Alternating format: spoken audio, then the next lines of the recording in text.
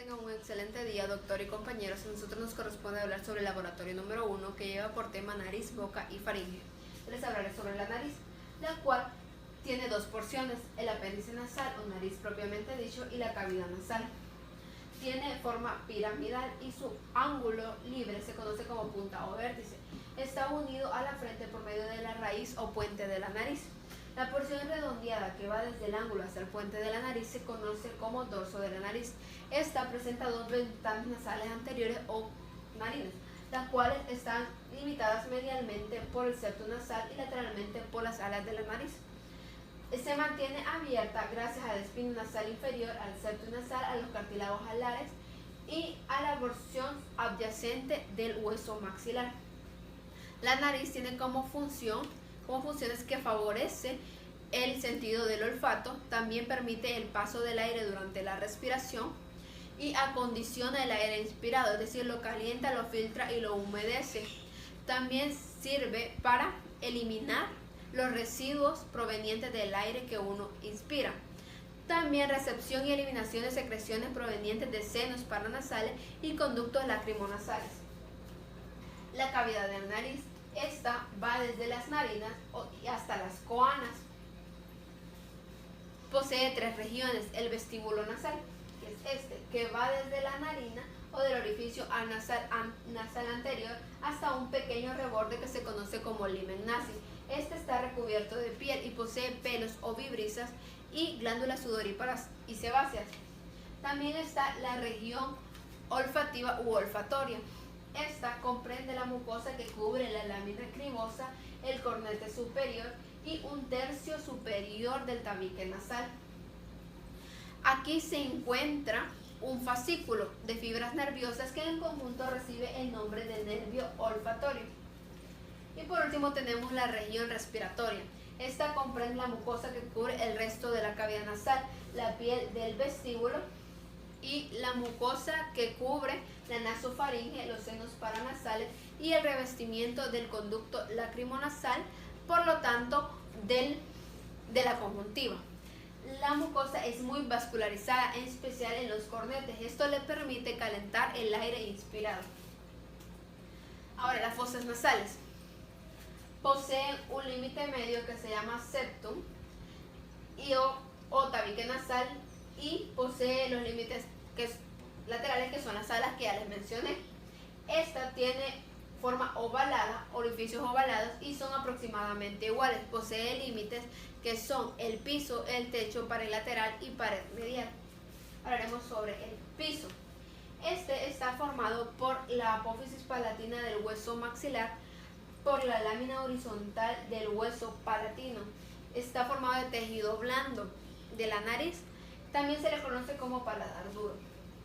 El techo es estrecho y está formado por el cuerpo del esfenoides, por la lámina cribiforme del etmoides y por otros huesos como es el frontal, el nasal, el búmer palatino y algunos cartílagos nasales. La pared medial.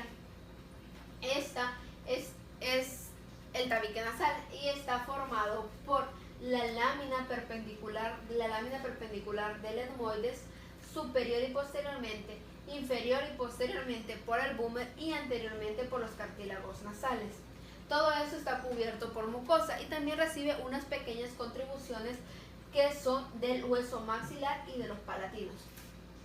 La pared lateral. Los huesos mencionados de anterior a posteriormente sería el hueso nasal, el maxilar, lagrimal, el etmoides, su cornete superior, medio e inferior, así como también del palatino, su lámina perpendicular, y también del esfenoides tenemos la lámina pterigoidea interna. Aquí se observan los cornetes superior, medio e inferior y sus respectivos meatos. El meato superior se encuentra inferior y lateralmente al cornete superior. El receso esfenoetmoidal se encuentra superior y posterior al cornete superior. También tenemos el meato medio, el cual en la entrada se observa una depresión que recibe el nombre de atrio del meato medio. Luego notamos una elevación, la cual lleva por nombre bulla etmoidal. Anterior e inferiormente a esta, o enfrente y abajo de esta, se observa otra depresión, la cual recibe el nombre de hiato semilunar o hiato etmoidal. El extremo anterior de este hiato presenta un canal, el infundíbulo etmoidal, en el cual desemboca el seno frontal por medio del conducto frontonasal. Y en el hiato inferior tenemos al conducto lacrimonasal. Las coanas, estas son las que comunican la cavidad nasal con la nasofaringe y tiene unos límites. Su techo, el techo para el lateral, medial e inferior. Inferior obtenemos para el borde posterior de la lámina horizontal de los palatinos. Y medial tenemos el borde posterior de la lámina medial de la apófisis pterigoides. Lateral tenemos el borde posterior del ala del búmer y su techo se divide en dos, anteriormente por el búmer y también por la apófisis vaginal de la lámina medial de la apófisis pterigoides y posteriormente por el cuerpo del efenoide. Ahora, la inervación de la cavidad nasal está dada por tres nervios. El nervio olfatorio, que permite el sentido del olfato, que se encuentra aquí, y también está el nervio trigémino, a través de sus ramas, la rama maxilar y la rama oftálmica. Este proporciona la inervación sensitiva general a la zona. Y tenemos por último el nervio facial, que proporciona la inervación secretomotora a la cavidad, la inervación secretomotora a la cavidad nasal y a los senos paranasales mediante sus fibras parasimpáticas. Y por último tenemos la irrigación de la cavidad nasal. Esta es dada por dos arterias principalmente, por la arteria carótida externa e interna. La arteria carótida externa da irrigación por medio de su rama maxilar, la cual se divide en otras ramas, que sería la esfenopalatina, al que sale por el agujero esfenopalatino, y la arteria palatina mayor. También tenemos a la arteria facial, que da sus ramas labial superior y nasal lateral. Y por último tenemos a la arteria carótida interna y sus ramas, la cual es dada por la rama oftálmica. Esta da sus ramas para irrigar la zona, la cual es la rama etmoidal posterior y rama etmoidal anterior. Buen día, doctor Cabrera, compañeros, compañeras. Mi nombre es Karina Lisbeth Acosta Ramírez. Proseguiré con lo que es el desarrollo de la práctica del laboratorio, hablándoles acerca un poco de lo que es el drenaje venoso de la cavidad nasal, así como también de los senos paranasales y un poco del sistema digestivo y la cavidad vocal. Primeramente, les explicaré lo que es el drenaje venoso de la cavidad nasal en la siguiente imagen que les proyectaré. Ahora hablemos del drenaje venoso de la cavidad nasal. Para hablar de este drenaje de las fosas nasales, las venas se les agrupa o se les hace en un conjunto de tres venas: las venas anteriores, posteriores y las venas superiores. Comenzaremos a hablar de las venas anteriores. Las venas anteriores de las fosas nasales, como pueden observar aquí en esta flecha, también del otro lado, estas venas anteriores salen de las fosas nasales por medio del orificio anterior, también conocido como las narinas, y van a drenar en la vena facial. Esta vena facial, a su vez, va a terminar ya sea en el tronco tirolinguofaríngeo facial o en el plexo pterigoideo venoso. Luego tenemos a las venas posteriores. Estas venas posteriores, señalado de amarillo, salen de las fosas nasales por medio de las coanas y van a terminar directamente al plexo pterigoideo. Por último, tenemos al grupo de venas superiores, que están señalados en su pantalla. Este grupo de venas superiores van a confluir en un tronco común formado por las venas etmoidales anteriores y posteriores, sí, en el mismo recorrido de las arterias homólogas para terminar drenando en la vena oftálmica. Y esta de aquí son las venas etmoidales anteriores y las posteriores y llegan hacia la vena oftálmica, que a su vez termina en el seno cavernoso. Esto es en cuanto al drenaje venoso. Comencemos explicando algunas generalidades sobre los senos paranasales. Los senos paranasales son cavidades aéreas, es decir, 4 espacios pares llenos de aire que reciben su nombre de acuerdo a los huesos faciales en los cuales se encuentran. Estos senos tienen ciertas características, las cuales están revestidos por mucosa respiratoria, que microscópicamente la podemos observar aquí, es de forma ciliada y es la encargada de secretar el moco. Están abiertos en las cavidades nasales e inervados por las ramas del nervio trigémino, que es el quinto par craneal. Ahora vamos a pasar a describir cada uno de los senos e identificarlos. Primeramente tenemos a los senos maxilares, son 2 y los de mayor tamaño, situados en el cuerpo del maxilar. Tiene forma piramidal con su base hacia adentro formada por la pared externa de la cavidad nasal. El vértice se extiende por la apófisis cigomática del maxilar y el techo es el piso de la órbita y el suelo está formado por la apófisis alveolar del maxilar. Este seno desemboca por uno o más orificios en el centro del hiato semilunar del meato medio de la cavidad nasal. Como siguiente tenemos a los senos frontales.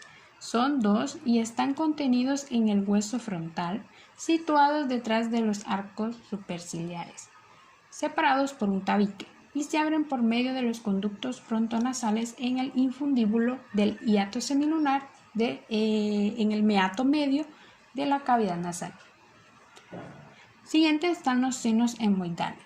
Aquí solo podemos observar uno, pero son 2, un lado derecho y uno izquierdo, así como los demás, que corresponden a numerosas cavidades pequeñas de 4 a 17 a cada lado, llamadas celdillas hemoidales. Son paredes delgadas que ocupan el laberinto hemoidal entre la órbita y la cavidad nasal. Las celdillas se disponen en 3 grupos, anterior, medio y posterior, en donde el grupo anterior se abren en el infundíbulo o en el conducto frontonasal, y el grupo medio desemboca sobre la bula hemoidal que se encuentra en el meato medio, y las celdillas posteriores en el meato superior. Por último tenemos a los senos esfenoidales. Estos son 2, pero aquí se puede visualizar uno, y están contenidos en el cuerpo del esfenoides. Desembocan en el receso esfenoetmoidal del techo de la cavidad nasal. Estos senos tienen ciertas funciones, las cuales son importantes ya que disminuyen el peso del cráneo, contrarrestan la presión atmosférica, actúan como caja de resonancia para la producción del sonido, calientan y humedecen el aire, proporcionan el moco a la cavidad nasal y se llenan de aire en la respiración. Muy bien, ahora vamos a hablar en forma general un poco de lo que es el sistema digestivo.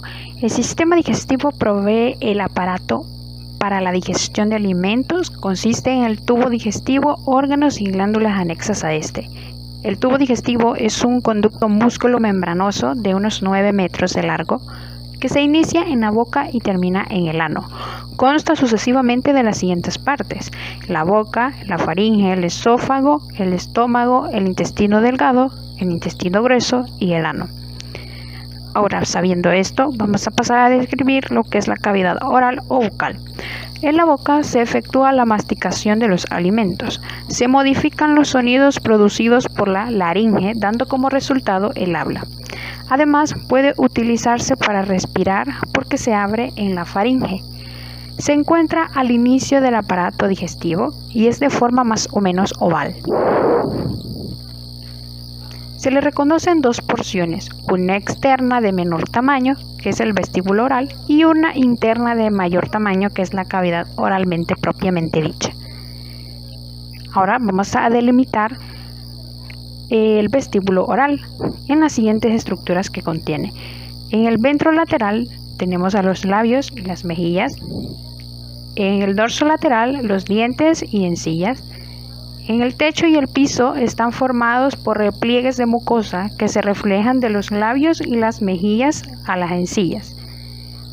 En este espacio, en el plano medio, encontraremos los repliegues de mucosa, que está el frenillo labial superior e inferior.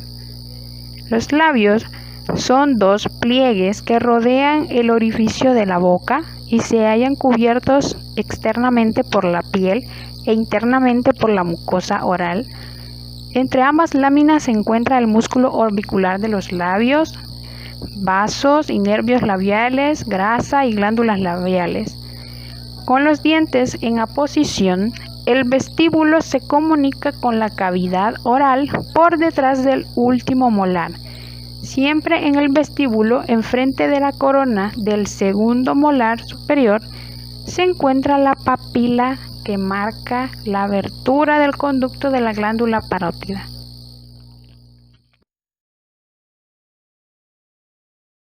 A mí me corresponde hablarles acerca de la cavidad oral propiamente dicha. Esta es el espacio entre los arcos dentales o arcadas superior e inferior, arcos alveolares, maxilar y mandibular, incluidos los dientes. Está limitada lateral y anteriormente por los arcos dentales y su pared superior está formada por el paladar. El paladar consta de dos partes, un paladar duro, el cual es cóncavo y está ocupado principalmente por la lengua cuando ésta se encuentra en reposo. Los 2/3 anteriores del paladar duro poseen un esqueleto óseo, el cual está formado por los procesos palatinos de los maxilares, esta parte, y las láminas horizontales de los huesos palatinos, esta parte de acá. El paladar duro tiene forámenes, los cuales son la fosa incisiva, esta parte de acá, que es una depresión situada en la línea media del paladar óseo, posterior a los dientes incisivos centrales. El foramen palatino mayor, este de acá, por el cual atraviesan los vasos y el nervio palatinos mayores, los forámenes palatinos menores, este, por el cual atraviesan el proceso piramidal del hueso palatino y conducen los nervios y vasos palatinos menores.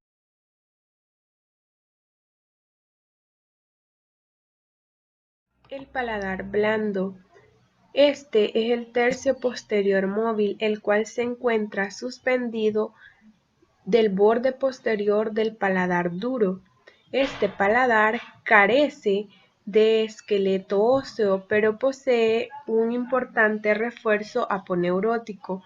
Posteriormente, el paladar blando presenta un borde libre curveado, del cual depende una prolongación llamada úvula. El suelo de la cavidad bucal. Este está formado por un diafragma muscular, el cual llena el hueco con forma de U entre las superficies derecha e izquierda del cuerpo de la mandíbula. Este está formado por los músculos miloioideos, dos músculos genioideos. Estos se encuentran en forma de cuerda por encima del diafragma, que van desde la parte frontal de la mandíbula hasta detrás del hioides. Por último, la lengua. Esta está por encima de los músculos genioideos. El istmo de las fauces. Esta es la abertura que hay entre la cavidad oral y la orofaringe. Está formada lateralmente por los arcos palatoglosos, superiormente por el paladar duro e inferiormente por el surco terminal del dorso de la lengua. Este sería el borde anterior del istmo de las fauces. La lengua. Esta es un órgano muscular móvil cubierto por mucosa, la cual puede adoptar una serie de formas y posiciones. Esta se encuentra en parte en la cavidad bucal y en parte en la bucofaringe. Las principales funciones que tiene la lengua son la articulación, que es la formación de palabras al hablar, y la introducción de los alimentos en la bucofaringe como parte de la deglución. Además de esto, participa en la masticación, el gusto y la limpieza bucal. En ella se pueden reconocer la raíz, esta parte de acá, que sería la porción posterior fijada, la cual se extiende entre la mandíbula, el hueso hioides y la cara posterior de la lengua, el cuerpo, esta parte. Este está constituido aproximadamente por sus 2/3 anteriores entre la raíz y el vértice. Finalmente está el vértice o punta. Este es el extremo anterior de su cuerpo, es decir, que se apoya sobre los dientes incisivos. La lengua presenta dos caras. El dorso de la lengua, conocido como cara superior, que es la más extensa, y esta corresponde a la zona superior y posterior de la lengua. Esta se caracteriza por la presencia de un surco en forma de V, el surco terminal, y el vértice de este surco se proyecta hacia atrás, el cual está marcado por el agujero ciego. El surco terminal o lingual divide transversalmente el dorso de la lengua en una parte anterior y una parte posterior. La mucosa de la parte anterior de la lengua es delgada, su textura es rugosa debido a las numerosas papilas linguales de pequeño tamaño que presenta. Las papilas foliadas. Estos son pequeños pliegues laterales de la mucosa lingual. Las papilas filiformes. Estas son largas, numerosas y contienen terminaciones nerviosas aferentes, sensibles al tacto. Y las papilas circunvaladas. Estas son las más grandes de todas y de cúspide aplanada. Se encuentran anteriores al surco terminal y se disponen en una fila en forma de V. Y las papilas fungiformes, estas tienen forma de Z. Estas aparecen como puntos rojos y se encuentran parcialmente entre las papilas filiformes, pero son más numerosas en el vértice y los bordes de la lengua. Las papilas foliadas, circunvaladas y fungiformes contienen botones gustativos, las papilas filiformes no. La mucosa de la parte posterior de la lengua es mucho más gruesa y esta carece de papilas linguales, pero tiene nodulillos linfoides subyacentes, mejor conocidos como tónsila o amígdala lingual. Estos poseen un aspecto adoquinado e irregular a esta parte de la lengua. La parte faríngea de la lengua constituye la pared anterior de la bucofaringe, pero esta solo puede observarse por medio de un espejo o al ejercer presión hacia abajo sobre ella.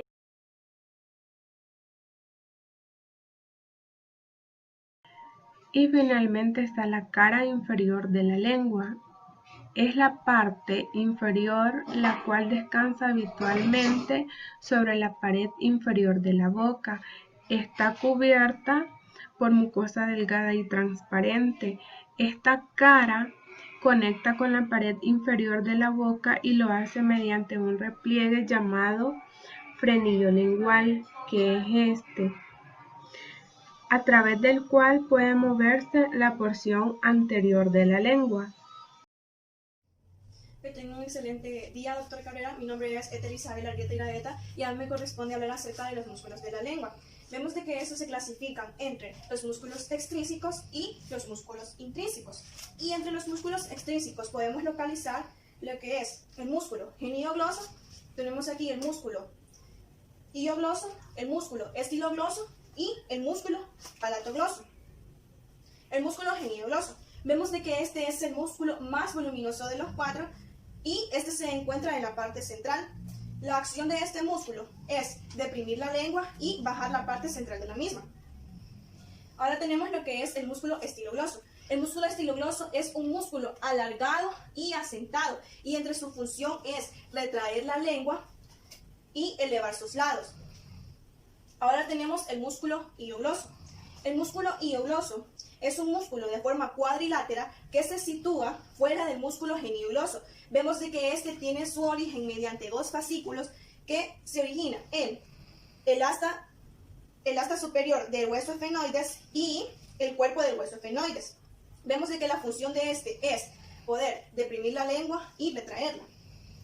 Y tenemos lo que es el músculo palatogloso, que este se encuentra en el espesor del arco anterior del velo del paladar, y este se origina en el apeneurosis de la cara inferior del velo del paladar. Aquí tenemos lo que es el velo del paladar, y si lo retiramos vamos a encontrar lo que es el músculo palatogloso. Entre su acción es de que este es capaz de poder elevar la parte posterior de la lengua y deprimir lo que es el paladar blando.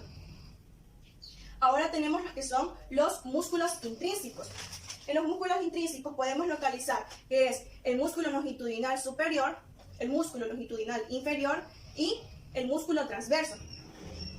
El músculo longitudinal superior se origina en la altura del asta menor del hueso hioides y se dirige hacia los lados del músculo geniogloso y el músculo estilogloso.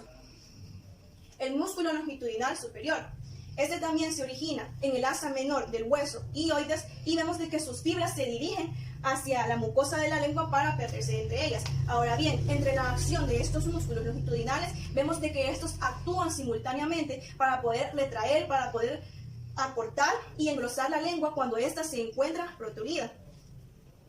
Ahora tenemos lo que es el músculo transverso de la lengua. Este músculo tiene sus fibras que parten en el septum de la lengua y terminan en lo que son en las partes laterales. Vemos de que la acción de esta es alargarla y poder acortarla.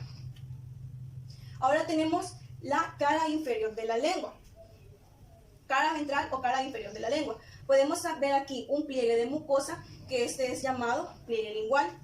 Y abajo vamos a poder ver una pequeña elevación, que esta es llamado como carúncula o papila sublingual, que aquí es donde desembocan los conductos de la glándula submandibular o submaxilar.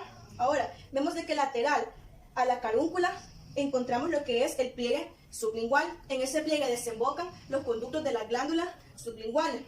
Ahora, lateral al pliegue lingual vamos a encontrar lo que es la vena lingual, que esta la podemos observar a través de la membrana mucosa de la lengua. Y al lado de la vena vamos a encontrar un pliegue que es llamado como pliegue fibreado. Ahora tenemos la irrigación, drenaje e inervación de la lengua. Vemos de que la lengua se irriga principalmente de la arteria lingual. La arteria lingual es una rama de la arteria carótida externa, y la arteria lingual tiene sus ramas, que son las que irrigan la lengua, principalmente lo que es su rama dorsal, y va a terminar a lo que es a la arteria lingual profunda. La arteria lingual profunda irriga también lo que es las encías, la mucosa y el suelo de la boca, y irriga lo que es la glándula sublingual. En el drenaje de la lengua es por la vena lingual, que esta va a desembocar a la vena yugular interna. Ahora tenemos la inervación. En la inervación tenemos inervación motora y inervación sensitiva. La inervación motora consiste en que todos los músculos de la lengua van a estar inervados por el nervio glosofaringeo, a excepción del músculo palatogloso, que ese va a estar inervado por el nervio vago. Pero también en la inervación motora existen casos cuando el nervio facial tiene unas ramas inconstantes, que esta sería una rama lingual, se va a inervar en lo que es en el músculo estilogloso, teniendo dos inervaciones motoras, pero esta solamente ocurre entre el 20 y el 25% de los casos, porque son casos muy raros.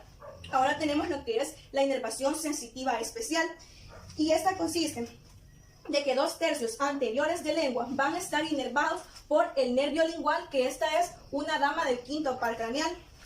Ahora, 1/3 posterior de lengua va a estar inervado por el nervio glosofaringeo, y las papilas circunvaladas también van a estar inervados por el nervio glosofaringeo.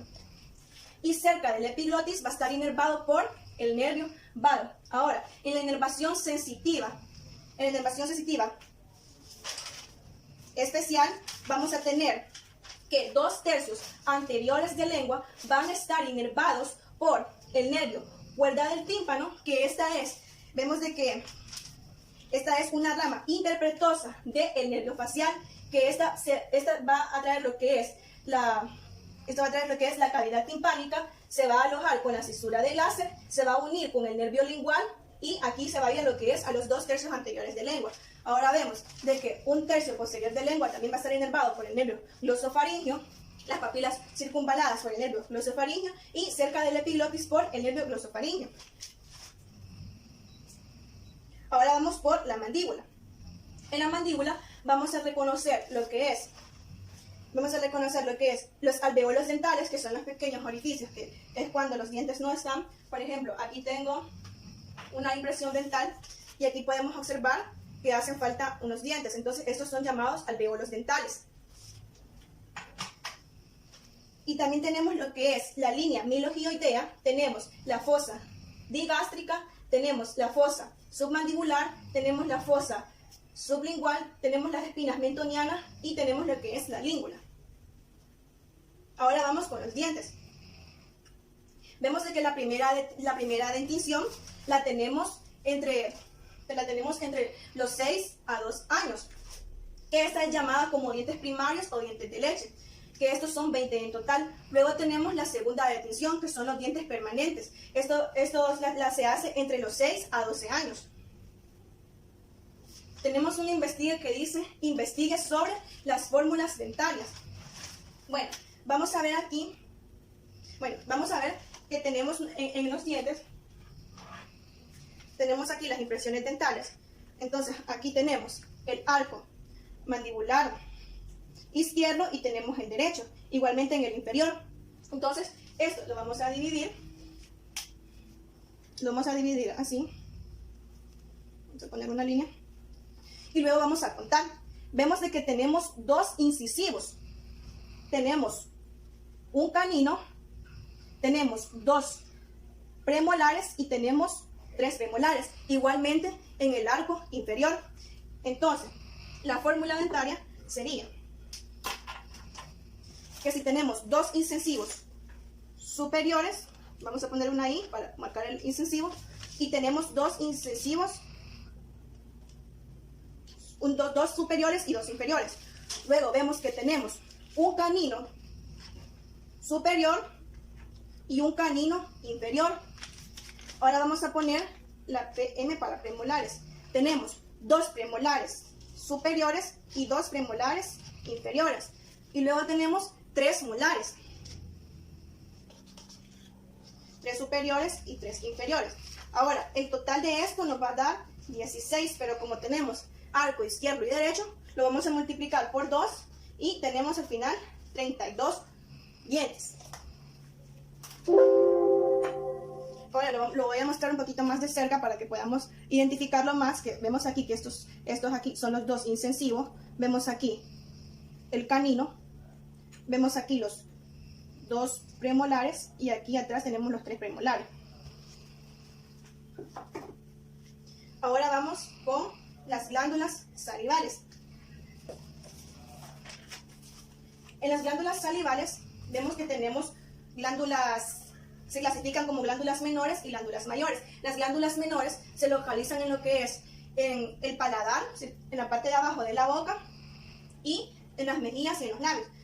Luego tenemos lo que es las glándulas mayores, que estas son 3. Tenemos la glándula parótida, tenemos lo que es la glándula submaxilar o submandibular y tenemos la glándula sublingual.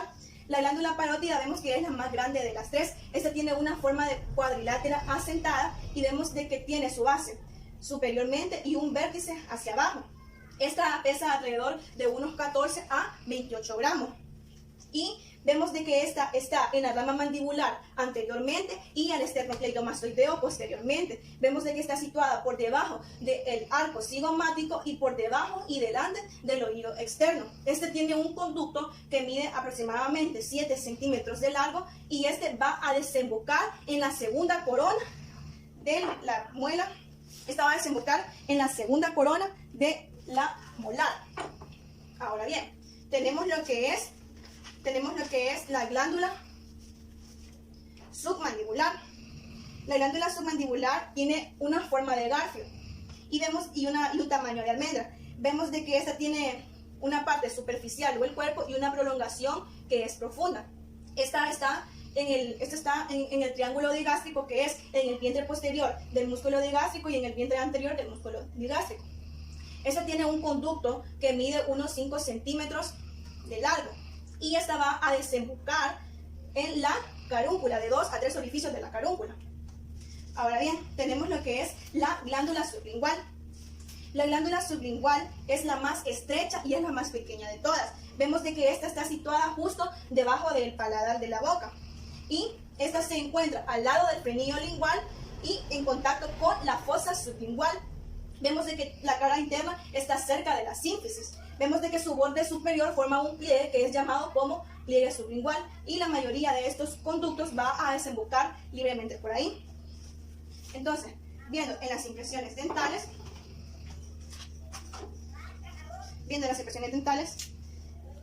en esta parte de acá estarían desembocando, aquí estaría la carúncula y aquí desembocarían los que son los conductos de la glándula submaxilar.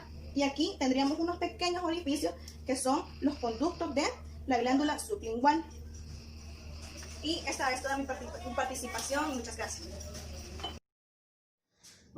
Continuando con la exposición, me toca hablar sobre la faringe. Primero que todo, vamos a definir que la faringe es un organismo que se utiliza como vía común para los aparatos respiratorio y digestivo y posee solamente una pared musculomembranosa en la parte posterior a este lado y lateral, que se encuentra ausente en la pared anterior. Esto debido a que se encuentra sustituido por las aberturas nasales posteriores o coanas que se abren en la nasofaringe. El istmo bucofaríngeo o de las fauces que se abre en la orofaringe y la entrada de la laringe que se abre en la laringofaringe.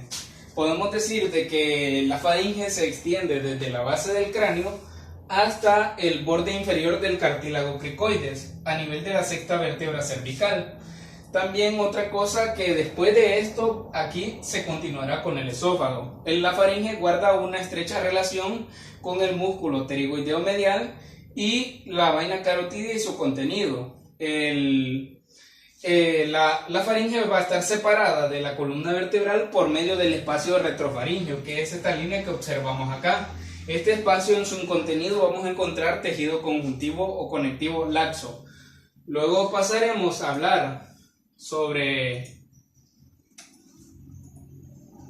los músculos de la faringe, que tenemos que la capa externa e interna. Los músculos de la faringe se van a dividir en estas dos capas según su orientación.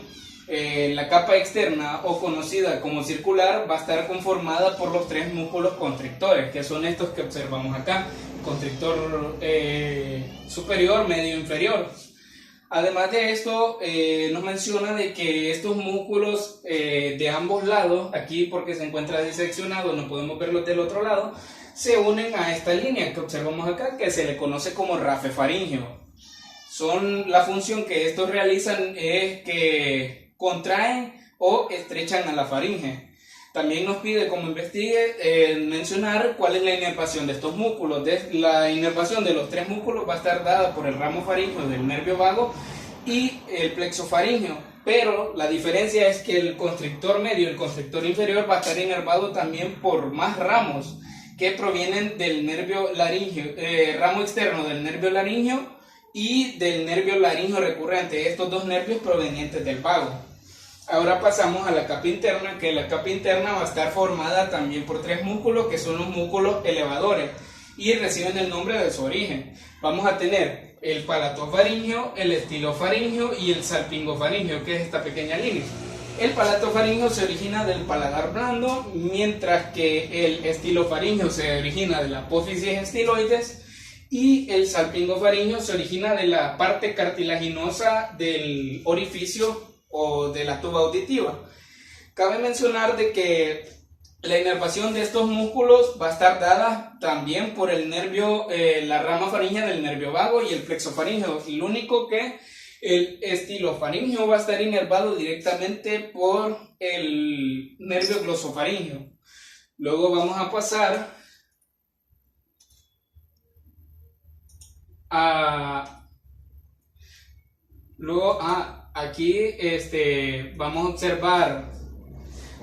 observar, traje esta imagen para poder observar más definido el músculo estilofaríngeo. Luego vamos a hablar sobre las porciones de la faringe, las cuales vamos a delimitar. Tenemos la nasofaringe, la cual nos habla de que se encuentra posterior a las aberturas nasales posteriores o coanas, que sería este sector. Se extiende desde la base del cráneo hasta el paladar blando. Identifiquemos algunas partes de esta. Vamos a identificar el orificio de la tuba auditiva, trompa faringotimpánica.